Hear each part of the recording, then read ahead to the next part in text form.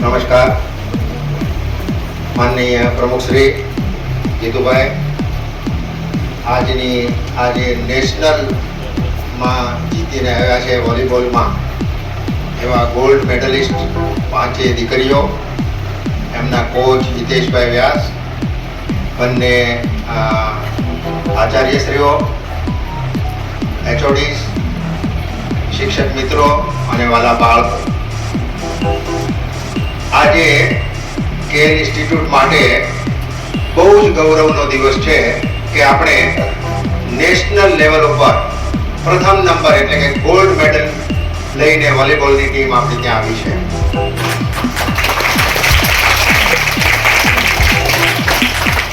વોલીબોલમાં 6 player રમવાના હોય છે, એમાંથી આપણા સ્ટેટ લેવલે 3 પ્લેયર પસંદ થયેલા, 2 બરોડાના પસંદ થયેલા અને 1 નડિયાદના, એ 2 બરોડાના હતા અને 2 કંઈક બીજા હતા. એમ કરીને ટોટલ 8ની ટીમ હોય છે, એમાંથી 6 લોકોએ રમવાનું હોય છે. અનફોર્ચ્યુનેટલી બરોડાની 2 દીકરીઓ આવી નહીં, એટલે હિતેશભાઈને ત્યાં ઉભા જ કીધું કે યાર આપણી ટીમ તો તૂટી જાય, તો શું કરશું? હિતેશભાઈ કે મારી પાસે હજી 2 દીકરીઓ છે કે જે હું બોલાવી શકું, અને આપણે એક શિક્ષક બેનની સાથે ઉભા રાત્રે 2 બીજી દીકરીઓને મોકલી, એ ટોટલ 5 દીકરીઓમાંથી વારાફરતી 4 દીકરીઓ રમી છે અને 6માંથી 4 દીકરીઓ રમીને આજે આપણે પ્રથમ નંબર એટલે કે ગોલ્ડ મેડલ લઈને આવ્યા છીએ. આ નેશનલ પહેલા કેરલામાં રમવાની હતી અને કેરલામાં કેન્સલ થઈ અને ત્યાર પછી અત્યારે ગુજરાતમાં નડિયાદ ખાતે આ રમાણી છે. સૌથી પહેલા કેરલા સાથે આપણી ટીમ રમી. એમાં જ્યારે કેરલામાં આપણે રમ્યા હતા ત્યારે કેરલાએ આપણને બહુ ખરાબ રીતે હરાવ્યા હતા. એવું જ આપણે નડિયાદમાં કેરલાને ખરાબ રીતે હરાવ્યો, એટલે મને એમ લાગે હિતેશભાઈ પોઈન્ટ્સ આપી શકશે. પણ એક તરફી ત્યાર પછી કર્ણાટક જોડે રમ્યા, તમિલનાડુ જોડે રમ્યા અને જેની જોડે રમ્યા બધા જ રાજ્યો સાથે આપણે જીત્યા. એટલે આપણે સેમીફાઇનલ રમી ન પડી. આપણે સીધા બધી પોઈન્ટ્સ એટલા આવ્યા કે આપણે સીધા સેમીફાઇનલમાં રમ્યા વગર સીધા ફાઇનલમાં પહોંચી ગયા. અને ફાઇનલમાં આપણે કર્ણાટકા જોડે રમીને આપણે બહુ સારી રીતે ગોલ્ડ મેડલ જીતીને આ 5 દીકરીઓ આવી છે. એ આપણા માટે, સંસ્થા માટે ગૌરવની વાત છે. હમણાં બહુ ગૌરવ મળવા માંડ્યા છે. થોડા દિવસ પહેલા આપણને જાહેરાત થઈ છે જે બેન લેવા જવાના છે, કવિતાબેન, એમને પણ શ્રેષ્ઠ શિક્ષકનો એવોર્ડ મળ્યો છે.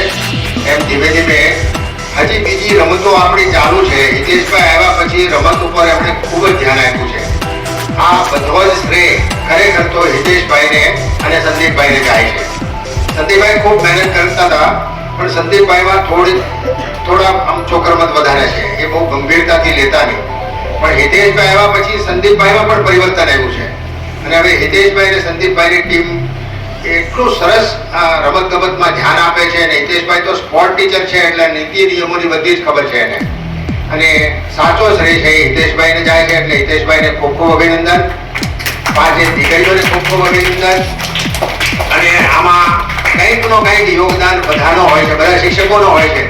પ્રેક્ટિસ કરવા માટે એ દીકરીઓને એમ કીધું હોય હિતેશભાઈ કે મને 1 કલાક માટે મારે આ દીકરીઓને લઈ જવી છે, તો એ શિક્ષકને માથે પણ એ ટેન્શન આવે કે એ 1 કલાક દરમિયાન જે ભણાવેલું હોય બીજાને, એ આ દીકરીને ભણાવી નથી શકાતું, તો બીજા દિવસે એ પાછું રિકૂપ કરે છે.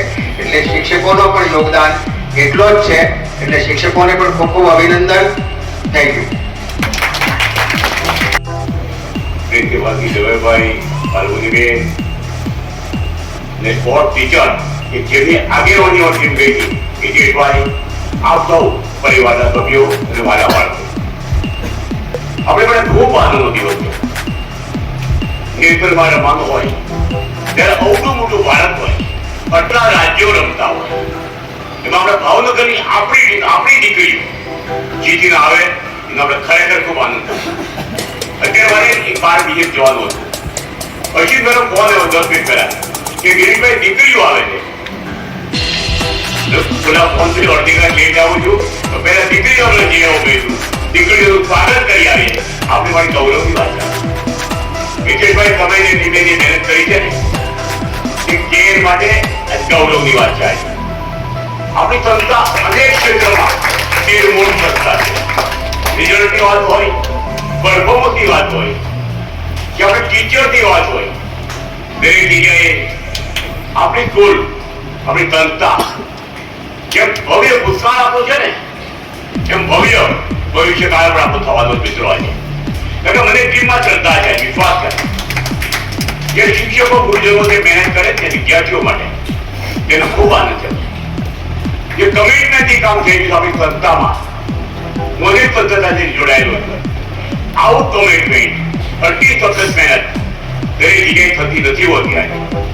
આપ સૌ સંસ્થા માટે આવું નવું કામ કરતા રહ્યો, સંસ્થાને ગૌરવ મળે એવી દરેક સ્થિતિ સંસ્થાને મળતી રહે, આપણા બાળકો ખૂબ પ્રગતિ કરે, ખૂબ આગળ વધે એવી શુભેચ્છા. આજે ખાસ કમિટીની મંજૂરીએ આપણી દરેક દીકરીની જે બાકીઓથી રીતેશભાઈને બધાને 2500 રૂપિયાનો પુરસ્કાર આપવામાં આવશે મિત્રો. આ સંસ્થા વતી આજે આપ સૌનો આભાર. દીકરીને ખૂબ ખૂબ અભિનંદન. રીતેશભાઈ તમને ખૂબ ખૂબ અભિનંદન.